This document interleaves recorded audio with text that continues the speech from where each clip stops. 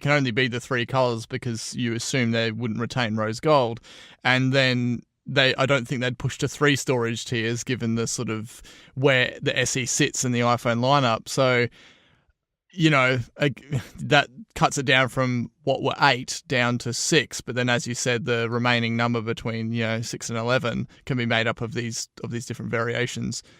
So, in saying that, I kind of gathered that you'd sort of written off the idea of a SE2 a while ago. I've always been holding on to the hope that it would come, just because I feel like there still is that market for it. I know my father-in-law, he has an SE, that's going great, but I know that when the time comes, he'll want to upgrade and he'll want the same size phone. He doesn't want a phone that's any larger.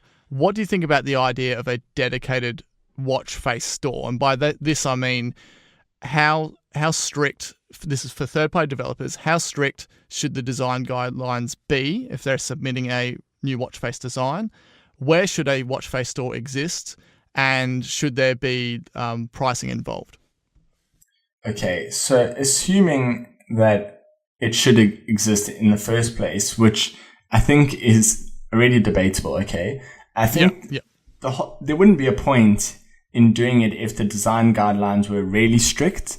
So I don't think they should really even exist if they, it's so hard because the whole point is that it's not customizable enough according to a certain population of Apple Watch users, and that this would, make it exponentially more customizable. So I think to satisfy those users, the design guidelines shouldn't be strict. Personally, I think they should be strict because I've owned a Pebble Watch and the stuff that was in there was horrendous. There was the idea floated around that they could possibly not have released this because the fact that it's essentially imitating the look of real gold. Original Apple Watch edition, made out of actual gold, looks closer to stainless steel gold, right, according to this image. So do you think there's might have been a thing where they created it, submitted it, and then possibly pulled it?